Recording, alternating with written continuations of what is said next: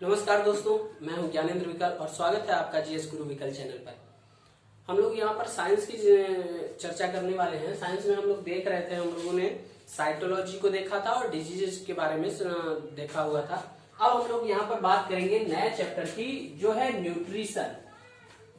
ये चैप्टर बहुत ही इंपॉर्टेंट है। इस चैप्टर से 2-3 क्वेश्चन हर बार हर एग्जाम में पूछे जाते हैं।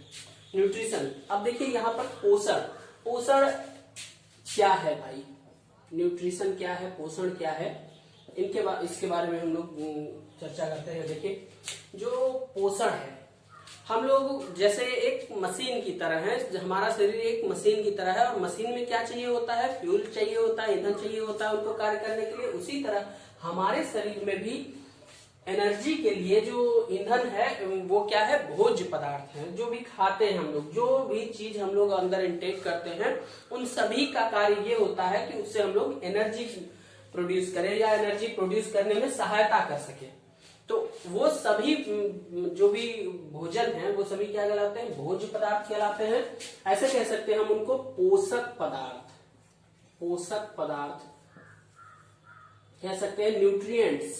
न्यूट्रिएंट्स यानी कि जो हमारे शरीर को एनर्जी देते हैं या एनर्जी देने में सहायता करते हैं, वे सभी पदार्थ क्या कहलाते हैं, पोषक पदार्थ कहलाते हैं। तो यहाँ पर ये ऐसे आप समझ गए होंगे। पोषक पदार्थ क्या है, वे सभी पदार्थ जो हमारे शरीर को ऊर्जा देते हैं या ऊर्जा देने में सहायता करते हैं, और उसकी सहायता से या जिसकी सहायता से हम लोग क्या करते हैं, अपने शरीर का विकास, वृद्धि और सारे काम करते हैं।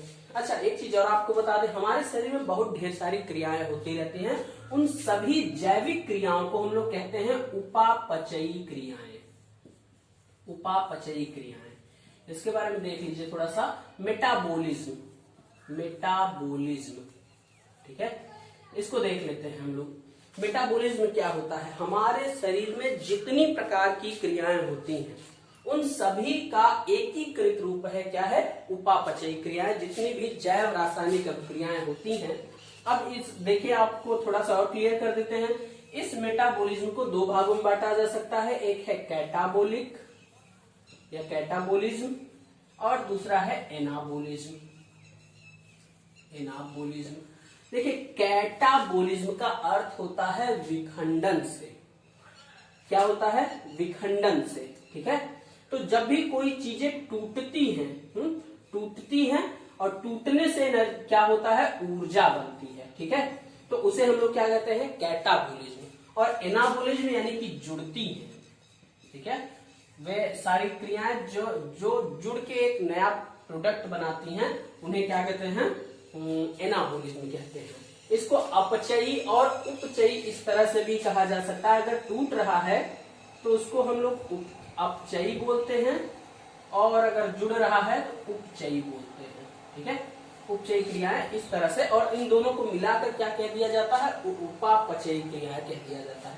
अब देखिए, टूटती क्या है, जैसे हमारे शरीर को जब एनर्जी चाहिए होती है, तब हमारा शरीर जो ग्लूकोज के मॉलिक्यूल होते हैं उनको विखंडित करता है। विखंडित करने के बाद उससे फिर क्या होता है, एनर्जी बनती है, और कार्बन डाइऑक्साइड और बाकी मतलब जो वेस्ट मटेरियल होते हैं वो बन जाते हैं।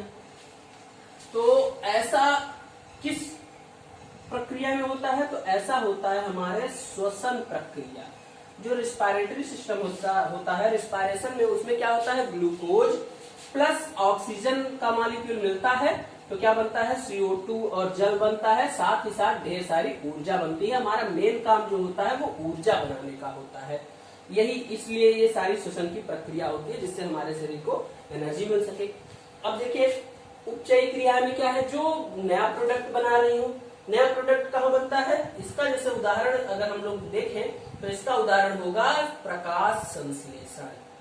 प्रकाश संश्लेषण में क्या होता है भाई, तो उसमें क्या होता है, नया मॉलिक्यूल बनता है, नया प्रोडक्ट बनता है। उसमें क्या होता है, आपका CO2 प्लस वाटर मिलता है, तो बन जाता है हमारा ग्लूकोज का मॉलिक्यूल बन जाता है, साथ ही साथ ऑक्सीजन बनती है, ठीक है। तो ये प्रक्रिया है एनाबोलिज्म की। तो आपको, हमें लग रहा है ये आपको क्लियर हो गया होगा। उपापचयी क्रिया, जितनी भी शरीर में क्रियाएं होती हैं, जैव रासायनिक क्रियाएं होती हैं, उनको उपापचयी क्रिया कहते हैं, जिनको 2 प्रकार से बांट सकते हैं। अगर कोई टूट रहा है तो कैटाबोलिज्म, जुड़ रहा है तो एनाबोलिज्म कहते हैं। ठीक है, और इसका उदाहरण बहुत याद रखिएगा, बहुत इंपॉर्टेंट है। ये रिस्पायरेशन है जो कैटाबोलिज्म है, और प्रकाश संश्लेषण जो होता है वो एनाबोलिज्म है। क्लियर है? अब देखिए पोषक पदार्थ पे फिर से आ जाते हैं।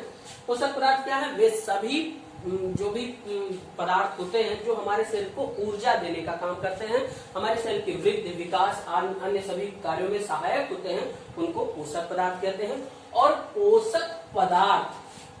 पोषक पदार्थ ग्रहण करने के, पोषक पदार्थ से ऊर्जा या से शरीर को ऊर्जा देने की प्रक्रिया है ना, ऊर्जा देने की जो प्रक्रिया होती है वो क्या कहलाती है? पोषण कहलाती है। पोषण कहलाती है। ठीक है, पोषक पदार्थ से शरीर को ऊर्जा देने की जो प्रक्रिया होती है उसे क्या कहा जाता है? पोषण कहा जाता है। ठीक है, ये बात आपको क्लियर हो गई होगी। चलिए अब आगे चलते हैं। देखिए पोषक पदार्थ के बारे में हम लोग देख रहे थे, न्यूट्रिएंट्स जो होते हैं। तो पोषक पदार्थ को हम लोग दो कैटेगरी में बांट सकते हैं। पोषक पदार्थ, अच्छा इसमें कुछ पदार्थ ऐसे भी होते हैं जो ऊर्जा नहीं देते लेकिन वो ऊर्जा देने में सहायता करते हैं। इसलिए हमने कहा भी कि वे सभी पदार्थ, भोज्य पदार्थ जो हमारे शरीर को ऊर्जा देते हैं या ऊर्जा देने में सहायता करते हैं, उन सभी को पोषक पदार्थ के अंतर्गत रखा जाता है। अब देखिए पोषक पदार्थ को उनके संगठन के आधार पर या उनके बने हुए मिश्रण के आधार पर दो कैटेगरी में बांटा जा सकता है। एक होता है कार्बनिक पोषक पदार्थ और दूसरा होता है अकार्बनिक पोषक पदार्थ। ऑर्गेनिक और इनऑर्गेनिक न्यूट्रिएंट्स क्या होते हैं भाई? देख लीजिए, बहुत ही आसान है। कार्बनिक में ही जो हमारा ये कार्बनिक वाला है यही बहुत इंपॉर्टेंट होता है। कार्बनिक में आपको बता देते हैं यही मेन पोषक पदार्थ होते हैं जिसमें हमारा आता है कार्बोहाइड्रेट। कार्बोहाइड्रेट ऊर्जा का मुख्य स्रोत होता है। दूसरा है वसा, तीसरा है प्रोटीन, चौथा है हमारा विटामिन्स,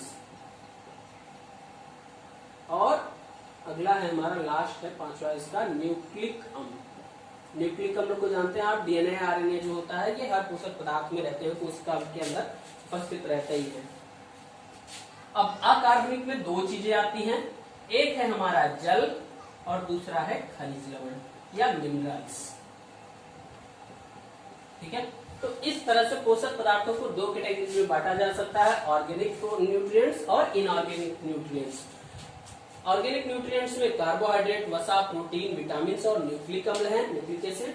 अकार्बनिक में वाटर और मिनरल्स है। ठीक है, अब इन्हीं के बारे में हमें बारी बारी से पढ़ना है। इस चैप्टर का जो मेन काम है वो इन्हीं पोषक पदार्थों के बारे में हमें डिटेल स्टडी करनी है। होता क्या है, हर बार आपके एग्जाम में एक डायरेक्ट सिंपल क्वेश्चन आ जाता है कि जैसे अगर आप मान लीजिए पूछ लिया जाता है, कहता है शरीर की कोशिकाओं के निर्माण में सबसे इम्पोर्टेंट कौन होता है, तो आपका आंसर हो जाएगा प्रोटीन है। ठीक है, ढेर सारी प्रोटीन होती है, अलग अलग जगह अलग अलग प्रकार की प्रोटीन पाई जाती है, हड्डियों में अलग प्रोटीन, कोशिकाओं में अलग प्रोटीन, तो वो बात अलग ही है। लेकिन क्या होता है, हमारे शरीर की जो संरचनात्मक इकाई कोशिका होती है उसके निर्माण में प्रोटीन मुख्य भूमिका निभाता है। और अगर कहे शरीर को ऊर्जा देने का काम कौन करता है, कार्बोहाइड्रेट करता है। फलों में पाई जाने वाली शर्करा कौन सी है, तो आप बताएंगे कौन सी शर्करा होती है, कार्बोहाइड्रेट में अभी हम लोग पढ़ेंगे। फिर देखेंगे दूध में पाई जाने वाली शर्करा क्या है, गन्ने में शर्करा कौन सी पाई जाती है, और अंगूर में शर्करा कौन सी पाई जाती है। और इस तरह से हम लोग देखेंगे वसा क्या होती है। वसा में हम लोग देखेंगे कि कौन कौन वसा कहाँ क्या काम करती है, कितनी ऊर्जा देती है। तो विटामिन के बारे में आप देखे ही होंगे कि कई बार क्वेश्चन पूछ लिया जाता है कि इस विटामिन का रासायनिक नाम बताइए, इस विटामिन का कार्य बताइए, इस विटामिन की कमी से होने वाला रोग बताइए। ठीक है, डीएनए आरएनए के बारे में भी बहुत, इस चैप्टर से बहुत सारे क्वेश्चन आपके एग्जाम में पूछे जाते हैं जो वन लाइनर होते हैं।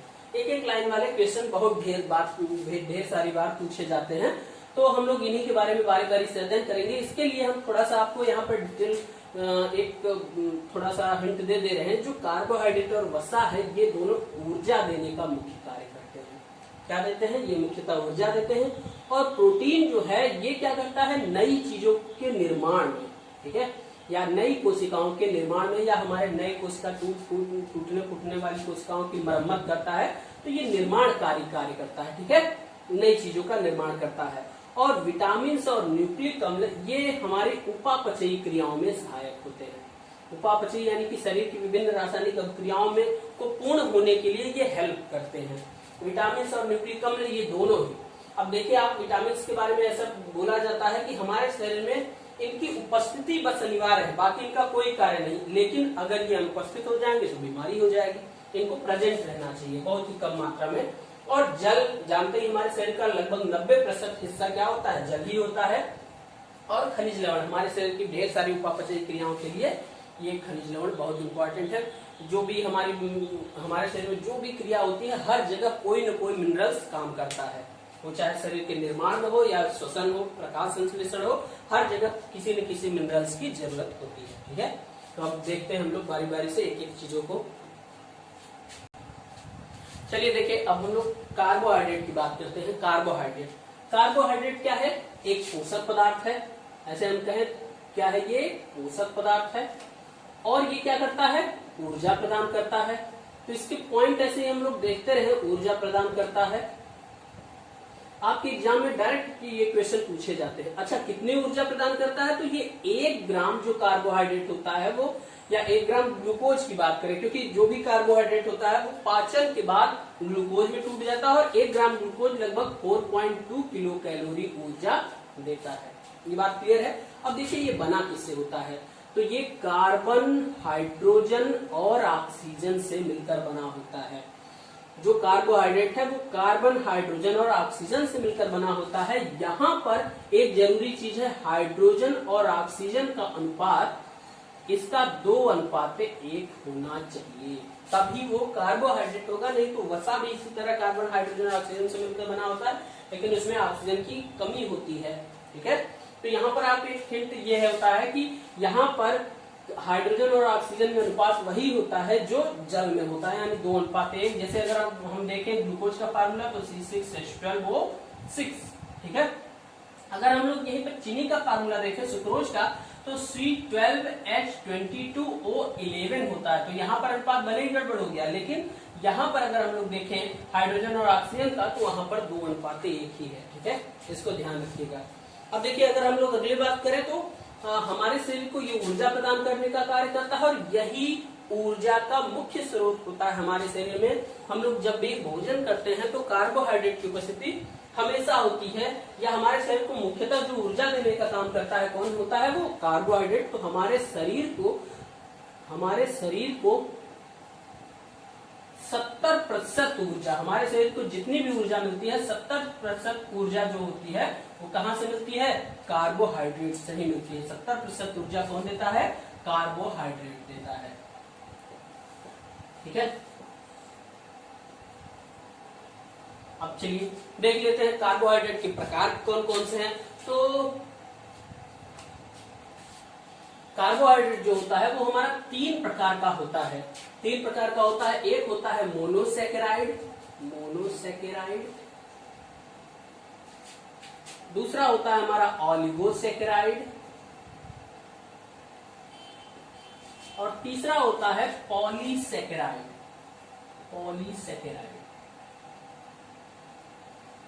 अब देखिए ये जो मोनो, ऑलिगो और पॉलीसैकेराइड है, ये उनके विखंडन के आधार पर है। होता क्या है, अगर कोई ऐसा कार्बोहाइड्रेट है जो आगे विखंडित नहीं होता या आगे टूटता नहीं है, पाचन के बाद वो ज्यों का त्यों वैसे ही रहता है, डायरेक्ट एब्जॉर्ब कर लिया जाता है, वो क्या कहलाते हैं, मोनोसैकेराइड होते हैं। और इसमें 2 से लेकर 10 मोनोसैकेराइड के अणु निकलते हैं। मोनोसैकेराइड के अणु निकल रहे हैं तो उनको क्या कहा जाता है, ऑलिगोसैकेराइड। और 10 से अगर अधिक हैं, यानी कि ऐसे कहें ढेर सारे मोनोसैकेराइड, ऐसे कह सकते हैं ढेर सारे मोनोसैकेराइड अगर निकल रहे हैं पाचन के उपरांत, तो वो क्या कहलाते हैं, पॉलीसैकेराइड कहलाते हैं। बारी बारी से हम लोग देखते हैं यहाँ पर मोनोसैकेराइड क्या है, पॉलीसैकेराइड, ऑलिगोसैकेराइड क्या है और पॉलीसैकेराइड क्या है, ठीक है। तो ऑलिगोसेक्राइड में आप जानते हैं जो एक होता है, जैसे अगर दो मोनोसेक्राइड दे रहा है तो उसको हम लोग कह देते हैं डाइसेक्राइड, ठीक है। डाइसेक्राइड, ट्राइसेक्राइड, इस तरह से 10 तक जाएगा, पेंटा, हेक्सा, हेप्टा, डेका, उससे हमें मतलब नहीं है। जो हमारा मेन है वो क्या है, डाइसेक्राइड है। तो हम लोग बस ये देखेंगे मोनोसेक्राइड, डाइसेक्राइड और पॉलीसेक्राइड, ठीक है। मोनोसेक्राइड में हम लोग यहाँ पर देखते हैं हमारा जो होता है इंपॉर्टेंट पदार्थ वो होता है ग्लूकोज, फ्रक्टोज, गैलेक्टोज। देखिए इन सभी के फार्मूले होते हैं C6H12O6 वाले होते हैं, ठीक है। 6 कार्बन होता है, इसलिए इसे हेक्सोज कह दिया जाता है। हमें बहुत डीप में नहीं जाना है, लेकिन थोड़ा सा यहाँ पर हम आपको इसलिए बता दे रहे हैं, एक चीज बतानी है, ये 6 कार्बन वाले हैं तो इसलिए ये होते हैं। इस तरह से एक और होता है C5H10O5, ये पेंटोज शर्करा कही जाती है, पेंटोज। और ये पेंटोज शर्करा होती है एक राइबोज शर्करा और एक होती है डीऑक्सीराइबोज शर्करा। आप समझ ही गए होंगे हम किसकी बात कर रहे हैं। तो ये जो होती है ये आरएनए में पाई जाती है शुगर, और ये वाली शुगर कहाँ पाई जाती है, डीएनए में पाई जाती है। इसी को बताने के लिए हम बता रहे थे कि ये पेंटोज शर्करा होती है, चाहे राइबोज हो चाहे डीऑक्सीराइबोज है, वो भी एक मोनोसेक्राइड का प्रकार है। तो यहाँ पर हम लोग ग्लूकोज के बारे में देख लेते हैं। ये ग्लूकोज क्या होता है, जब भी पाचन होता है इनका तो ये आगे खंडित नहीं होते, इसीलिए इनको मोनोसेक्राइड कहा जाता है, ठीक है। अब देखिए ये जो मोनोसेक्राइड होते हैं ये डायरेक्ट हमारे शरीर में एब्जॉर्ब कर लिए जाते हैं, इसीलिए जब बहुत ही ज्यादा थकान लगती है या जैसे खेल खिलाड़ी वगैरह उनको देखा होगा आपने, तो वो क्या होते हैं जब थक जाते हैं बहुत तो उनको तुरंत क्या दिया जाता है, ग्लूकोज दिया जाता है, ग्लूकोन डी। इसमें भी ग्लूकोज 2 प्रकार के हो जाते हैं, ग्लूकोज डेक्स्ट्रो, ग्लूकोज लीवो। तो जो डी ग्लूकोज है वो क्या होता है, तुरंत एब्जॉर्ब हो जाता है, वो आसानी से एनर्जी दे देता है, इसलिए हम उनको लेते हैं, इसलिए हम लोग ग्लूकोन डी पीते हैं, ठीक है। तो ग्लूकोज ये क्या होता है, ऊर्जा का मुख्य स्रोत, ऊर्जा का मुख्य स्रोत, क्लियर है। अब देखिए ये ऊर्जा का मुख्य स्रोत होता है, साथ ही साथ जैसे हमने बताया ग्लूकोन डी में पिया जाता है, इसी तरह ये सब एक फल में पाई जाती है, वो भी अंगूर में। अंगूर में पाई जाने वाली शर्करा।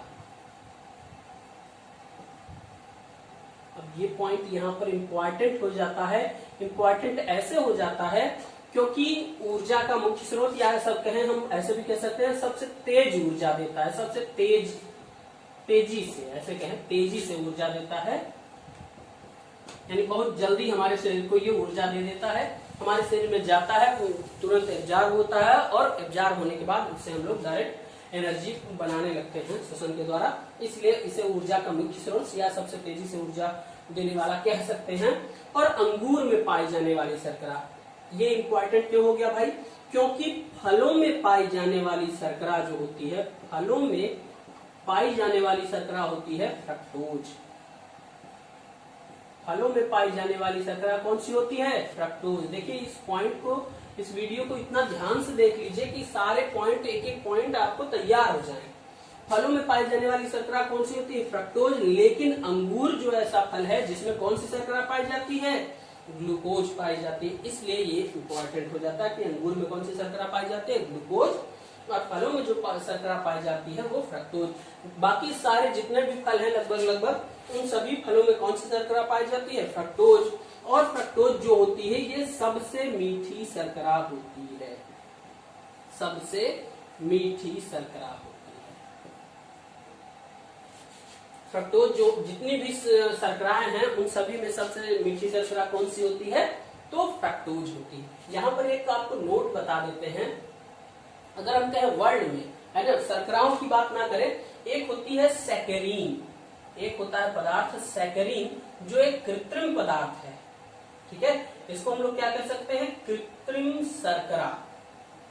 कृत्रिम शर्करा ये जो सैकरीन होती है ये वर्ल्ड की स्वीटेस्ट होती है, वर्ल्ड्स स्वीटेस्ट यानी ये दुनिया में सबसे ज्यादा मीठी होती है, कौन, सैकरीन।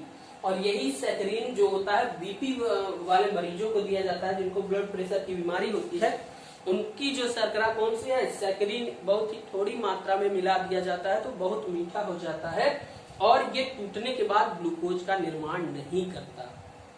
जब ग्लूकोज बनेगा नहीं तो ब्लड में ग्लूकोज मिलेगा नहीं, ब्लड में ग्लूकोज नहीं मिलेगा तो जो डायबिटीज वाले हैं, डायबिटीज के पेशेंट हैं, उनमें ब्लड ग्लूकोज का लेवल जो होता है वो बढ़ेगा ही नहीं, वो नॉर्मल ही रहेगा। ठीक है, तो ये सैकरीन, और ये इतना मीठा होता है कि आप जानते हैं जो टॉफी वगैरह खाते हैं या जो आइसक्रीम वगैरह होती है उन सभी में ज्यादातर सैकरीन मिलाया जाता है जिससे मिठास आ जाए।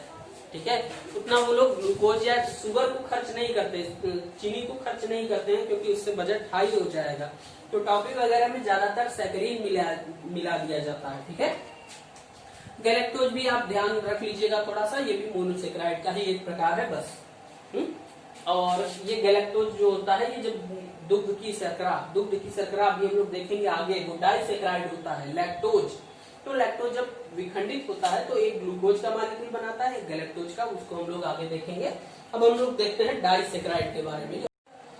देखिए भाई, आपका जो लेखपाल का फॉर्म है वो आने वाला है और ऐसा कहा जा रहा है कि जो 3 साल की जो वैकेंसीज नहीं आई है लेखपाल की, उन सभी को एक साथ मिलाकर ढेर सारे लगभग 8000 पदों को एक साथ भरा जाएगा। तो इसलिए आप लोग तैयारी तेजी से करते रहिए।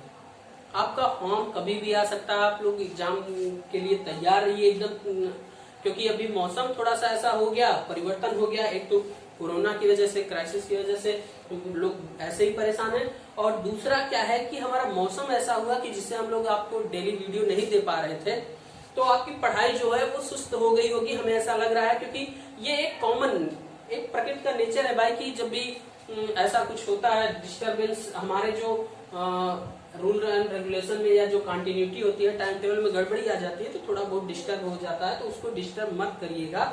ये लगातार फिर से जोश बना लीजिए एक, और हमें नए जोश के साथ तैयारी करनी है। और फिर से सारे वीडियोज को एक बार देख लीजिए, और जल्द ही हम आपकी क्लास लेंगे। वो जो साइटोलॉजी वाला है उसका हम लोग क्विज करेंगे शाम को, तो वो आपको टाइमिंग बता दी जाएगी कि उसका क्विज कब स्टार्ट होगा। उसके लिए वो चैप्टर आप लोग तैयार कर लीजिए। जब क्विज होगा तो हम चाहते हैं ज्यादा से ज्यादा आप लोग आंसर दीजिए। ठीक है, मिलते हैं अगले वीडियो में, तब तक के लिए धन्यवाद।